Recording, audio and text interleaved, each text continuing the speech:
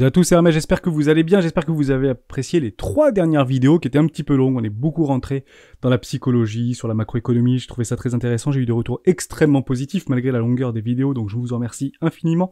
On va plus faire d'analyse technique dans cette vidéo-là, et j'irai en fait confronter, et j'aimerais vraiment vous alerter sur quelque chose d'extrêmement important que je vois, et c'est normal, revenir dans les commentaires YouTube de plus en plus agressifs, avec beaucoup de frustration, etc. Bon, toutes les critiques, vous savez, sont bonnes à prendre, je n'ai pas d'ego sur ces marchés financiers, et j'accepte toute forme de critique, malgré qu'il y ait parfois des insultes, et c'est pas nécessaire, pour être tout à fait honnête avec vous.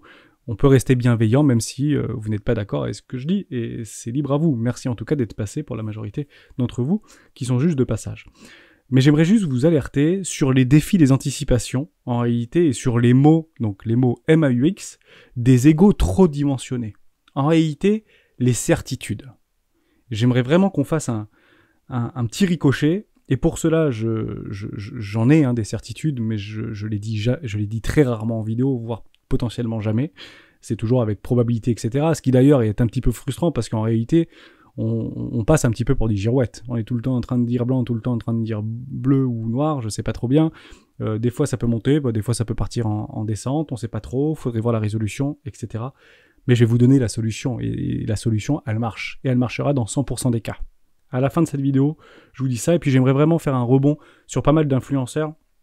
J'en ai sélectionné 4 qui sont très connus. Comme ça permet vraiment de remettre en exergue un petit peu tout ça, parce que je suis aussi des influenceurs. On peut parler de Phil de Indicator, on peut parler de Contips, on peut parler de Vincent Gann, de Karen, CMA, crypto-monnaie analyse, etc.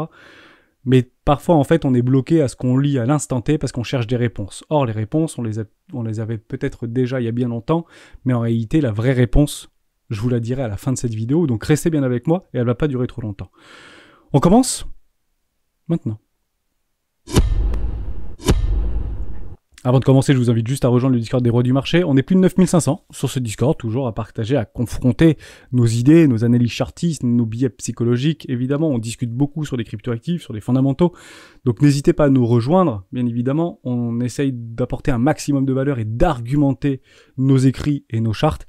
N'hésitez pas à nous rejoindre, le lien est sur la description. En plus de ça, vous pourrez découvrir la stratégie que j'utilise, moi personnellement, qui s'appelle la stratégie des 4 rois, que j'ai écrite sur une dizaine de pages, qui est très simple à lire, très rapide à s'imprégner.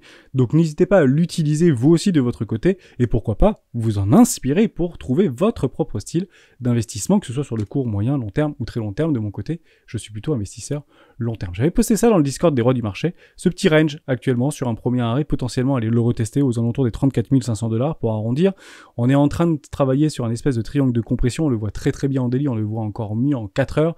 Le plus probable, et je vous le dis depuis les dernières vidéos, c'est qu'on travaille en réalité et qu'on range un petit peu. Donc toutes les résolutions de ce type de petites patterns que vous pouvez jouer, mais finalement qui font gagner une seule personne. En fait, vous êtes 3 en réalité, ou on est 3 sur le marché. Il y a les bouilles, il y a les bears, donc plutôt ceux qui pensent qu'on va résoudre au sud, ceux qui pensent qu'on va résoudre au nord, et les market makers. Qui gagnent? Les market makers, dans 100% des cas, puisqu'ils adorent ce type de compression. Pourquoi? Parce que ça accumule des positions de long et de short. Derrière, ils font un arbitrage, ils regardent là où c'est le plus rentable et ils dégomment.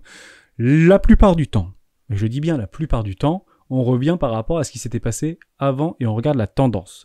La tendance de la time frame actuelle ou supérieure nous donne généralement une résolution probable dans 60% des cas. La tendance est baissière, la résolution probable de ce triangle de compression sera donc baissière. Ça se répète.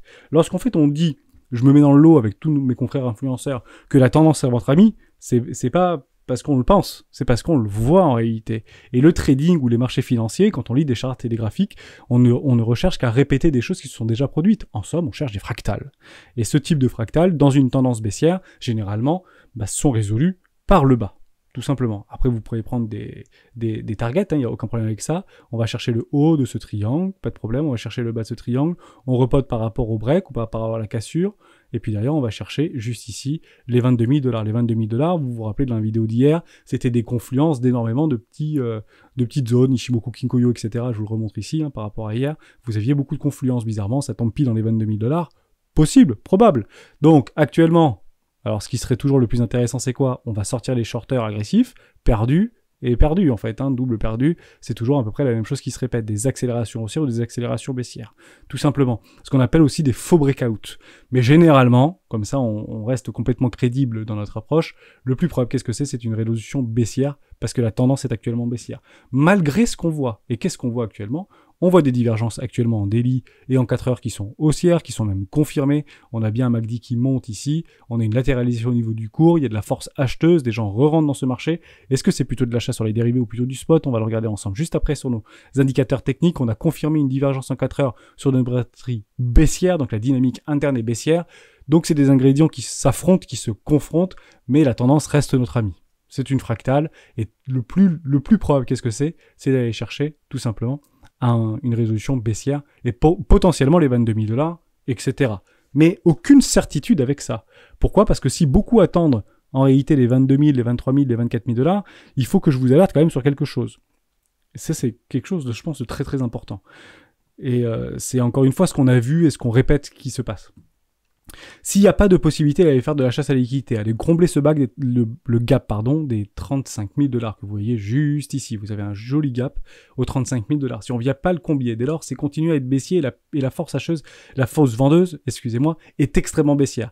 Et qu'on ne vient pas chercher en fait d'abord des poches de liquidité complètement logiques, notamment de vendeurs agressifs qui sont positionnés sur le tard ou à la break-out de cet énorme range par rapport à ses précédents supports, c'est pas pour s'arrêter à 20 000 $. C'est pour aller mais bien plus bas. Eh ouais, c'est ça le problème. Généralement, on va à l'objectif et on met le coup de grâce, quoi. Et le coup de grâce, généralement, il fait très très mal. Très très mal. Et on le répète sur toutes les time frames. On va très bas, on remonte un peu, on met le coup de grâce. On va très bas, on remonte un peu, on fait le rebond et on met le coup de grâce. Alors mettez ça en échelle weekly ou daily, le coup de grâce, il est beaucoup plus fort. Or, il y a beaucoup d'ordres encore qu'attendent et beaucoup de personnes potentiellement qui souhaitent acheter à 20 000 $. Ensuite, on le sait pas. Ce sont plutôt des sondages qui passent sur Internet, etc. J'achèterai quoi qu'il arrive à 20 000 $. Dès lors, comment on joue ce truc, en fait? Comment on arrive à essayer de se positionner si, en fait, on ne sait pas si ça va s'arrêter à 20 000 $, on ne sait pas si ça va remonter? À ce moment-là, dollar cost average. Si vous avez peur de louper le train, parce que c'est quelque chose qui m'embête profondément, c'est bien ça, c'est de louper le train.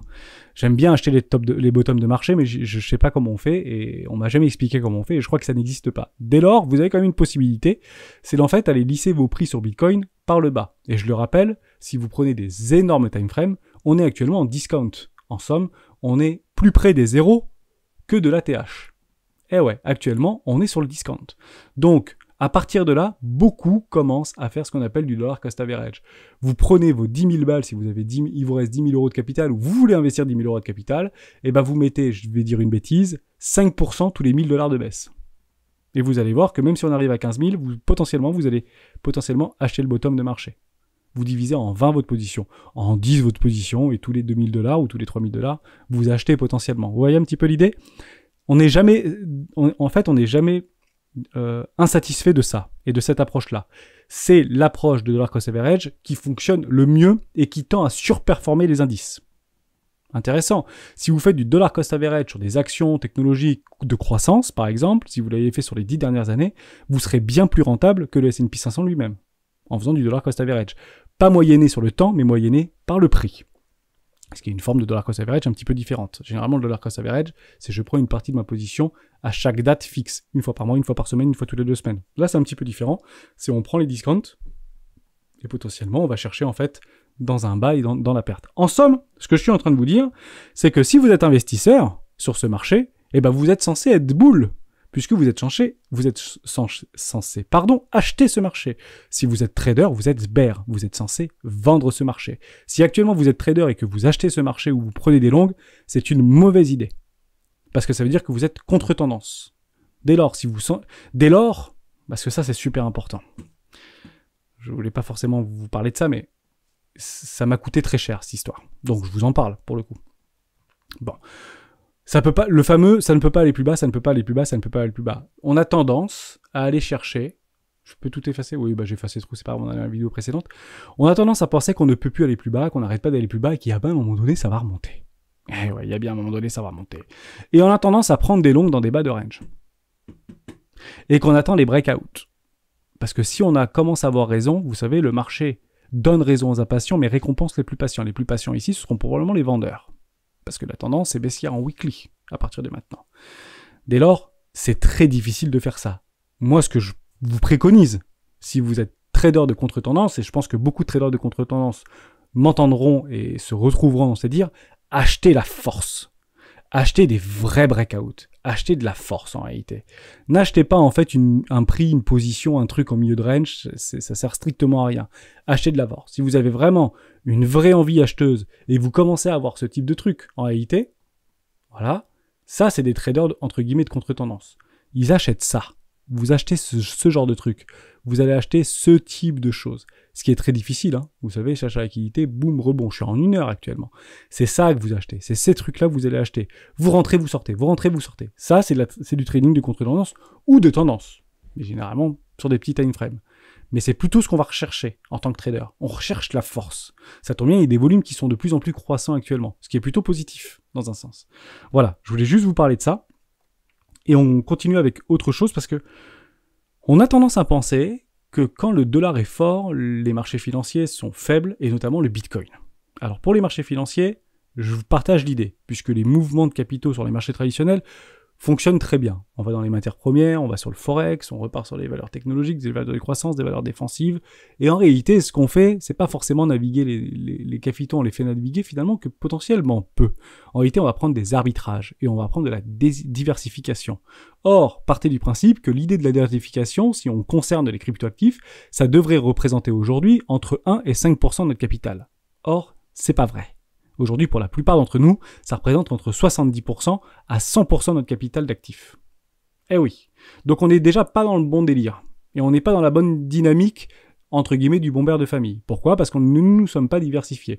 Si vous avez plus de 50% de crypto aujourd'hui par rapport à un capital d'investissement, c'est que vous êtes surexposé sur les cryptoactifs. Ça, c'est super important. Donc, l'avantage, c'est qu'on est au début de rien, qu'il y a beaucoup encore de capitaux qui vont arriver. Or, les capitaux n'arriveront probablement pas la semaine prochaine. Pourquoi ? Parce que, généralement, les hedge funds, les marchés financiers, tout ce que vous voulez, les capitaux, les retails, achètent des forces. D'accord ? Donc, c'est pas nous qui poserons les bottoms de marché. Ça, c'est très important. Et si on doit poser des borders de marché et les wilds voudront passer des bottoms de marché, c'est probablement pas pour nous faire plaisir sur un bas de canal ou sur un bas de range ici. C'est probablement pour aller les poser beaucoup plus bas. Parce que beaucoup veulent acheter à 20 000 $, et très probablement que si on commence à aller à 20 000 $, c'est pas pour aller à 20 000 $. C'est pour aller bien plus bas. Si on ne va pas plus haut, si on ne vient pas chercher les premiers arrêts comme je vous ai dit juste avant, probablement qu'on ira bien plus bas que les 20 000 $. Ça, c'est super important, et je vous donnerai quelques biais psychologiques en fin de vidéo. Voilà, ça c'était la première chose. On continue par rapport à ce fameux dollar. En réalité, c'est pas nécessairement vrai. Je vais juste le reprendre sur une autre charte parce que je crois que je vous l'ai préparé. Voilà, je vous l'avais préparé. J'avais posé ça par rapport à un range.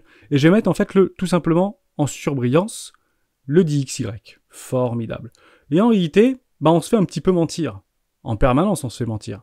Quand on prend en fait la courbe du DXY par rapport au Bitcoin, je vais passer en weekly, on le verra beaucoup mieux parce qu'à court terme, on voit beaucoup de similitudes, mais à long terme, on en voit probablement moins.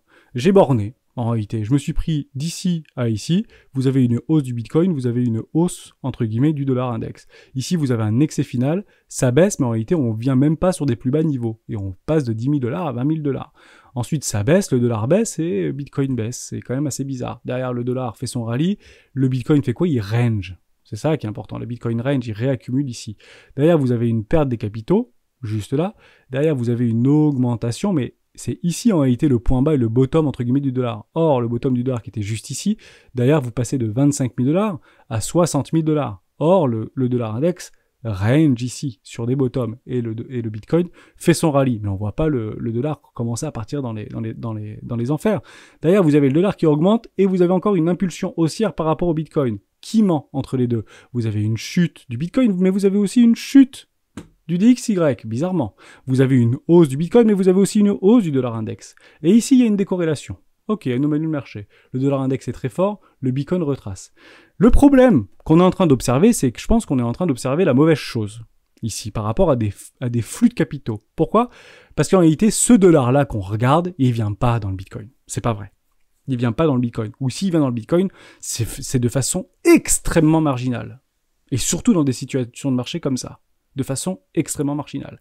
Ce qu'il faudrait plutôt regarder, je dis pas qu'il vient pas, je dis que c'est de façon extrêmement marginale et que c'est très psychologique. Nous sommes sur des extrêmes à la fois sur le dollar et nous sommes sur des extrêmes à la fois sur sur le Bitcoin, pardon. Je vais juste vous montrer ça parce que je voulais pas vous l'oublier.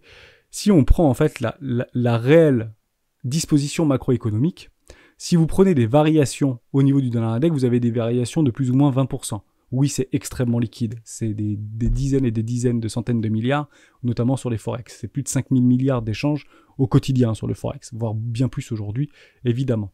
Mais en réalité, lorsqu'on était ici au niveau d'un dollar extrêmement fort et qu'on revient sur des points hauts du dollar extrêmement fort, et je vous parle de ça, c'était en 2017, le Bitcoin est passé de 700 $ à aujourd'hui 29 000 $. Eh oui, c'est ça l'idée. C'est qu'on est en fait tout simplement revenu sur des points hauts, sur des extrêmes. Et généralement, quand je vous le trace comme ça, c'est assez évident pour vous, on est où en fait sur le dollar? Actuellement, on est potentiellement dans un range, et on essaye de faire ce qu'on appelle une tentative haussière, une cassure haussière au niveau du range, mais on va pas se mentir, personne n'y croit à ce truc-là. Ou si vous y croyez, pour le coup, ne venez peut-être pas sur le Bitcoin, parce que si vous pensez que le dollar va pulvériser les plafonds, alors que si on vient en fait sur les marchés crypto, et notamment sur le Bitcoin, c'est parce qu'on est un petit peu des anarchistes technologiques, et on inspire à un autre système profond. C'est, quelles que soient les croyances de chacun, je ne les remets pas en doute. Mais pour le coup, j'en doute très fort, hein, le rallye sans précédent du DXY, il nous l'a fait plusieurs fois, hein, si vous voulez. Mais il fait généralement le contraire de ce que la majorité pense sur le court terme, sur le moyen terme, dans des périodes d'incertitude. Mais les fondamentaux rattrapent toujours la technique. Je m'explique au niveau des fondamentaux, comme ça vous avez exactement ma croyance. Fondamentaux dollar, c'est ici. Fondamentaux Bitcoin, c'est ici. Ni plus, ni moins. C'est ça les fondamentaux que moi je vois. C'est ça que je crois. Mais je n'investis pas nécessairement dans ce que je crois, mais dans ce que je vois. Mais ce que je crois fondamentalement, c'est ça en fait qui me fait acheter du Bitcoin aujourd'hui. Avec mes structures, etc. Pour rationaliser. Mais le fondamental, c'est ça. Voilà, ça c'était super important. Vous l'avez bien vu, on efface tout, vous avez compris un petit peu l'idée. Je pense que c'est pas le bon truc qu'on regarde. Ce qu'on devrait plutôt regarder, c'est les mouvements de capitaux par rapport à l'USDT. Voilà. Alors vous allez me dire, ouais, mais c'est normal parce qu'il y a eu l'UST, etc. Il y en a beaucoup qui parlé de BUSD, pour le coup. Hein. Il y a l'USDC qui a aussi beaucoup profité, etc. Et c'était 19 milliards. Alors, je vais pas dire que c'est pas beaucoup d'argent, c'est des sommes colossales. L'UST, c'était 19 milliards. Beaucoup est allé dans le BUSD de Binance, il en a fait même la communication, etc. Et beaucoup sont allés dans le USDC, et un petit peu dans l'USDT, malgré les toutes petites variations. Mais ce qu'on est en train d'observer, c'est une vraie décorrélation et des vrais mouvements de capitaux. Mais les mouvements de capitaux, on ne les observe pas entre les marchés, puisqu'en fait, en réalité, on est tout simplement en train de les observer à l'intérieur du marché crypto. En somme, les bitcoins, les gens, ils vendent pas, ils se mettent dans l'USDT. Donc à un moment donné, quand vous allez voir un truc comme ça, normal, on va voir un truc comme ça. Hein. Ni plus ni moins. Je peux vous garantir que le jour où le dollar commence à tirer la tronche, parce que c'est des whales qui sont dans l'USDT, il n'y a aucun problème avec ça. Le Bitcoin va faire ça, parce que l'argent y est, l'argent n'est pas sorti. Aujourd'hui, l'USDT, c'est combien? C'est je sais plus combien de milliards. C'est beaucoup d'argent, me semble-t-il. Je sais plus combien, je crois que ça a passé très allègrement les 110 milliards, là. 110 milliards de market cap. C'est beaucoup d'argent. Ok, donc ça c'était une chose je pense très importante. On regarde pas le bon cheval. Le bon cheval, je pense que c'est les capitaux qui naviguent actuellement à l'intérieur de ce marché. Je résume, en somme, si on vient en fait à avoir une dépréciation très forte des stablecoins, je pense que le dollar va partir dans la stratosphère. Parce que je pense que tous ceux qui sont là et qui ont acheté du Bitcoin, jusqu'à preuve du contraire, ils pensent pas que le Bitcoin va aller là. Ils pensent que le Bitcoin va aller là. Et ces gens-là sont déjà dans le marché. C'est ça que j'essaie vraiment de vous partager. C'est purement personnel, c'est ma réflexion, mais c'est ce que je pense. Après on fait des vidéos sur BlackRock qu'ils trouvent très intéressant, qu'on confronte nos réflexions, etc. D'un point de vue plus macroéconomique, c'est une partie de l'iceberg, plutôt visible aujourd'hui, et ça me fait plaisir en fait de l'observer, parce que la plupart du temps, et dans 90% du temps, c'est plutôt la partie non immergée de l'iceberg, donc on voit pas les mouvements de capitaux, on voit pas tout ça, on voit pas ce qui se passe en off dans ces grandes banques systémiques, on sait très peu de choses, donc quand tu commences à sortir des petits trucs avec le journaliste, économiste de machin qui nous pousse un petit truc, autant le prendre, parce que généralement, c'est pas trop du fake. L'objectif, c'est pas trop de nous rouler dans la farine, c'est de faire gagner leurs clients, et par la même occasion, eux gagner bien plus. Voilà, c'est ça à peu près l'idée, hein, ok ? Mais voilà, je voulais vraiment vous montrer ça. C'est bien de sortir un petit peu du marché, de voir ce qui se passe autour des marchés des capitaux, mais en réalité, le nerf de la guerre, c'est que les capitaux ne sortent pas de ce marché, ils vont dans les stablecoins. Voilà, parce que les gens ont peur. vous les premiers, quand vous faites prendre votre stop loss, et ben vous rentrez dans les stablecoins, tout simplement. Vous engagez 10 000 euros sur un trade ou 5 000 euros sur un trade, vous vous êtes pris votre stop, et ben vous avez 9 000 euros potentiellement, parce que vous avez pris moins 10% ou moins 5% qui rentrent dans l'USDT. Il y a eu beaucoup de stop loss qui ont été éclatés là. Mais il n'est pas sorti des échangeurs, cet argent-là. Ça, c'était super important. On fait un tout petit tour au niveau de Coinalyse. Je trouvais ça intéressant de vous en parler. On voit un tout petit rebond par rapport à l'open interest. C'est très très léger. Vous avez le slow short qui se décorrèle un tout petit peu. On est repassé au-dessus d'une neutralité des 55-45, on est passé au-dessus des 60-40.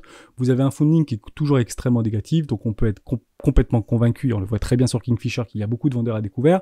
Le marché ira là où c'est le plus rentable pour lui et suivra potentiellement la tendance. C'est pas parce qu'il y a des vendeurs à découvert à nos portes, entre guillemets, qu'on ira d'abord les chercher. C'est possible qu'on aille faire un tour plus bas. Mais si on fait un tour trop bas, on ira encore plus bas. C'est vraiment ça que je pense, pour le coup, parce que les gens, maintenant ils sont prêts. En réalité, maintenant qu'on a pété tous les supports, les gens s'attendent à aller plus bas. Donc ils sont prêts. Dès lors, ils pourraient accélérer la baisse. Parce qu'ils veulent pas perdre plus. Vous vous rappelez les taux d'aversion, etc., moins de 50% et tout ce que vous voulez. Et nos cryptoactifs vont se faire potentiellement dérouiller. Dès lors, il y avait des shorts de couverture qui étaient à prendre. Sur ces niveaux de prix, c'est complètement logique de prendre éventuellement un short de couverture pour protéger son capital d'investissement. C'est pas complètement délirant. Je le fais, donc ça peut partir à 15 000 $, ça me dérange pas. J'aurai tout autant de Bitcoin à 15 000 $. J'en perdrai pas. Voilà, mais je l'avais déjà dit dans une vidéo précédente. Ça, c'est super important. Donc pour l'instant, assez mitigé, on a toujours des spreads extrêmement négatifs. On a des capitulations au niveau des longues qui sont décroissants. Et il y a très très peu de liquidation de shorts, c'est normal, on ne vient jamais les inquiéter. Jusqu'au jour où on viendra les inquiéter. Et pour le coup, malgré toutes les petites vignettes qu'on peut mettre, hausse imminente, etc., short squeeze imminent, machin, il va arriver ce short squeeze. Potentiellement, il arrivera. Le problème, c'est qu'on ne sait pas si les bottoms de marché sont posés aujourd'hui. Voilà, c'est vraiment ça qu'il faut bien évidemment souligner. Spread extrêmement négatif en dehors de Bitcoin, etc. On a des open interest qui sont extrêmement bas. Donc, si la question est est-ce qu'on doit aller beaucoup plus bas et est-ce qu'il faut aller beaucoup plus bas, la réponse est non. Nous n'avons pas besoin d'aller plus bas pour faire un nouveau sommet. Pourquoi ?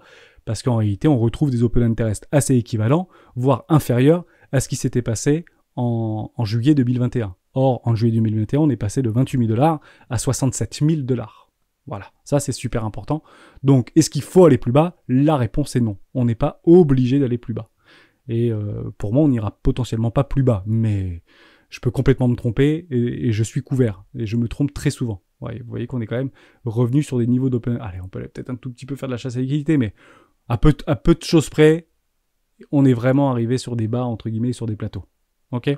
Donc on n'est pas obligé d'aller plus bas, c'est ce que je veux vous dire. Et on a vraiment eu des open interest, des funding, aussi bas, mais on n'a pas de bottom de marché, on n'a pas de force, on n'a pas de structure, il n'y a pas de volume, on est à plat actuellement, on est en train de compresser en 4 heures, c'est quand même fou, on est actuellement sous des supports historiques, donc ça fait jouer beaucoup nos émotions, et il n'y a aucun problème avec ça. On fait un tout petit tour sur order flow, il y a des poches de liquidité qui se sont créés, et des achats, notamment sur les dérivés, et sur des rebits, entre les 25 000 $ et les 23 000 $, c'est pas énorme, et des murs entre guillemets de vente pour essayer de poser potentiellement un range entre les 32 000 $ et les 40 000 $. Ça n'a absolument pas bougé, et on le revoit dans pas mal de trucs. Finex, ils sont de plus en plus partis, mais la réalité, c'est quoi ? C'est qu'ils sont sous l'eau maintenant, ces gens-là. Ces gens-là sont sous l'eau, et je pense pas que c'était potentiellement le plan. Je pense qu'ils voulaient éventuellement vite repousser ce marché, et ils attendaient la force. Donc faites très attention que si on commence à perdre, entre guillemets, les 27 526 et vous commencez à avoir une accélération potentielle, c'est pas nécessairement pour aller faire de la chasse à liquidité, parce que si ces gens-là commencent à décrocher, ça risque de décrocher très fort. Parce que je pense pas qu'il y ait vraiment, entre guillemets, des acheteurs motivés avant les 20 000 $. Vous voyez ce que je veux dire ? Avant les 20 000 $. À savoir si oui ou non, si ça décroche, et encore une fois, ce n'est que du potentiel, aucune certitude dans mes dires, très probablement que j'achète pas 20 000 $. J'achèterai en dessous très probablement. Voilà, si ça commence à décrocher. Parce qu'on ne le sait pas. Où est-ce que ça va s'arrêter ? Le plus simple, c'est quoi ? Attendez potentiellement des structures de retournement et ou du DCA en dollar cost average dans la descente. Ne vous prenez pas la tête. Voilà. J'ai fini sur cette analyse un peu graphique, chartiste par rapport à mon sentiment que j'ai et ma réflexion, que je partage énormément dans le Discord. J'aimerais qu'on fasse juste un tout petit tour par rapport en fait à ces influenceurs. Ça fait 24 minutes, donc je pense que dans 5 minutes on a fini, donc c'est vraiment très bien. Ce fameux défi des anticipations, des prédictions, des boules de Herma, vous les connaissez, pour ceux qui sont là depuis plusieurs semaines, vous savez exactement de quoi je veux parler. Les mots, entre guillemets, des égos un peu surdimensionnés ou trop dimensionnés, parce que surdimensionné c'est un grand mot, trop dimensionné c'est potentiellement une réalité. J'essaye de le travailler moi de mon côté d'un point de vue psychologique. D'autres influenceurs ont la langue bien pendue, parfois des mots relativement durs, notamment avec leur communauté. On aime ou on n'aime pas, ça pour moi n'entrave pas à leur qualité et leur expérience qui n'est plus approuvée, mais souvent, en réalité, je vais être tout à fait transparent avec vous parce qu'on a une vraie responsabilité, et il y a beaucoup d'influenceurs, et je me mets dedans, en fait, on vous fait perdre de l'argent lors des tendances baissières. On vous fait perdre de l'argent dans les tendances baissières. Je vais vous rassurer tout de suite, nous aussi on perd de l'argent dans les tendances baissières. Faut juste être honnête avec vous. Faut pas dire moi j'ai rien perdu, fallait m'écouter, c'est faux. On perd tous de l'argent, en tout cas en tant qu'investisseurs. Les traders, ils sont 100% cash, donc ils vont pas vous dire qu'ils ont perdu de l'argent, parce qu'ils sont généralement focus cash au niveau des traders et les scalpers, etc. Si vous en suivez certains, ils ont généralement un petit capital long terme, leurs petits bitcoins qui vendront jamais, et 50, 60, 70, 80% de leur capital qui est off en réalité, qui est généralement là pour être alloué dans des tout petits trades pour aller jeter la force. Donc ça, c'est super important. Beaucoup d'influenceurs, donc investisseurs, comme moi, vous font perdre de l'argent malheureusement dans les tendances baissières. Et le plus dur, c'est qu'on vous frustre en réalité dans des rebonds techniques ou dans les tendances haussières. Je vais vous dire quelque chose de très simple. En réalité, je pourrais frustrer beaucoup de personnes si je vous dis qu'on a un petit rebond technique, ce fameux V-bottom qu'on évoquait, ou un petit W, un daily, ce que vous voulez, qu'on vient à 35 000 $ là par exemple, combler le gap. Ici je prends un short de couverture, vous le prenez pas parce que vous voulez en fait potentiellement vendre à 44 000 $, et on fait un nouveau plus bas, premier arrêt, le plus rapide c'est de faire un nouveau plus bas. C'est frustrant parce que vous dire mais si j'avais écouté Hermès, j'aurais pu protéger mon capital avec 500 balles, je protégeais 10 000 balles ou je sais pas quoi, ou 5 000 €. C'est vraiment dommage, tant que le premier arrêt ne tripe pas, pourtant il faut que je l'écoute. Donc, malgré nous, on vous frustre. Voilà. Et ne pensez pas que vous avez vos propres réflexions, vous avez vos propres intentions, vous avez vos propres objectifs. Et je sais que si vous voulez prendre 30% de hausse, ça vous suffit pas. Moi non plus, ça me suffit pas. Sinon, on va pas chez les cryptoactifs. Si on veut prendre 30% de hausse, on essaye d'aller chercher un petit peu de Total, un petit peu de Orange, un petit peu de valeur défensive. On attend 10 ans et puis on attendra nos 30%. Juste avec le rendement, probablement, vous allez les avoir sur les bottoms de marché qu'on est sur beaucoup de valeurs, notamment françaises, qui proposent des rendements entre 4 et 7%. Jusqu'à preuve du contraire. Si on est là, c'est vraiment pour prendre du rendement et pour prendre de la performance. Donc, ce sera potentiellement frustrant.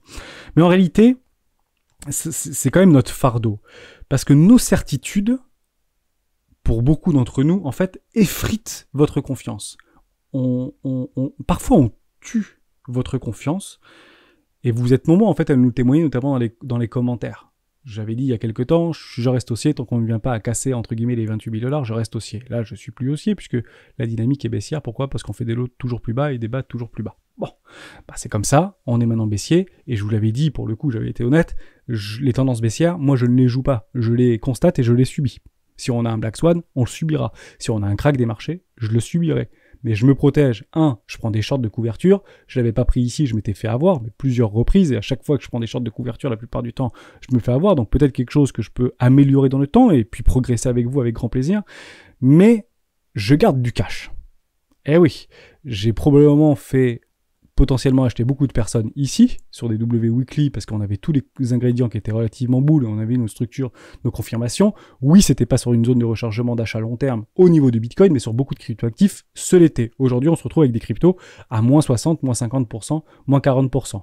Dès lors, je le répète très souvent, on ne met pas all-in sur des idées d'investissement. On divise 25% ici, 25% ici, et on double dans un magnifique W Weekly. Dès lors, moi j'attends ces W Weekly pour doubler mes positions sur bien nombre de cryptoactifs, notamment que j'avais repris dans la vidéo de samedi. Je vous ai livré mon portefeuille de cryptoactifs dans la vidéo samedi, et je vous ai dit ce que je ferais avec. C'est tout simplement.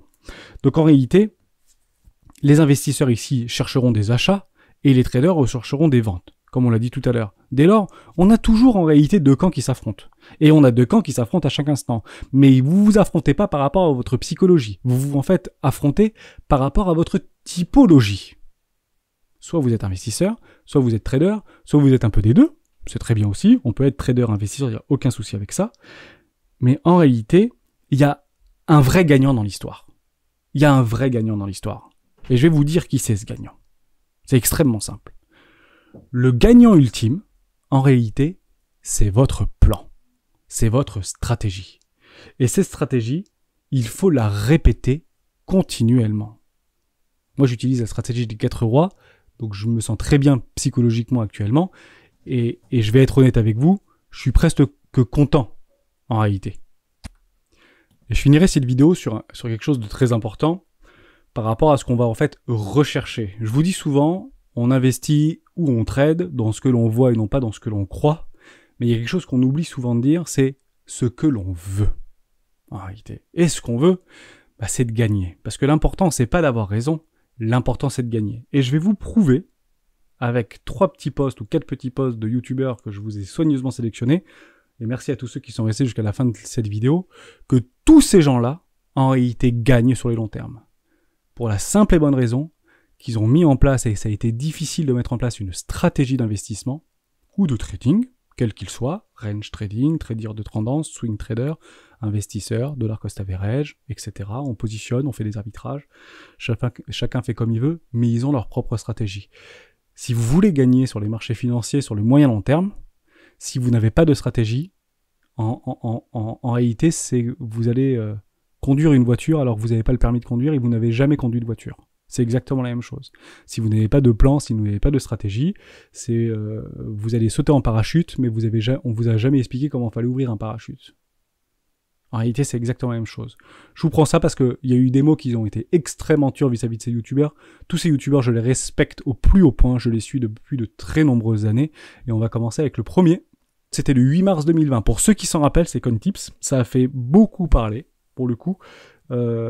J'ai pris parti pour lui, parce que je pense qu'on a du discernement. Je commençais à mettre en place la stratégie des 4 rois, et pour ceux qui étaient là, ou pour ceux qui imaginent mettre en place la stratégie des 4 rois courant mars 2021 jusqu'à aujourd'hui, je vous laisse imaginer les performances que ça a éventuellement engagé, et je pense qu'on va continuer des poursuites haussières, et si on est dans un bear market, la stratégie des 4 rois s'appliquera tout autant pour moi. C'est CoinTips, je le respecte énormément. Pour ça, qu'il ne faut pas se faire avoir en fait par ce bruit médiatique, mais je pense que si vous êtes là aujourd'hui, vous ne vous faites pas avoir par ce bruit. Voilà, donc le halving, il approche à grands pas, la tempête sur les marchés pour l'instant n'impacte pas le Bitcoin, et donc pour moi, on reste toujours fortement haussier. Donc si vous attendez encore pour vous positionner, honnêtement, moi je peux rien faire de plus. Là, je vous ai dit, dans la lettre, moi, je vois le Bitcoin rebondir là. Je vous dis, en fait, depuis des mois maintenant, qu'il faut rentrer, il faut arrêter, en fait, d'attendre, etc., etc. Si vous n'êtes toujours pas rentré, bon, écoutez, attendez comme certains le Bitcoin à 3000 $, et espérez. Voilà. Et puis, espérez. Ok.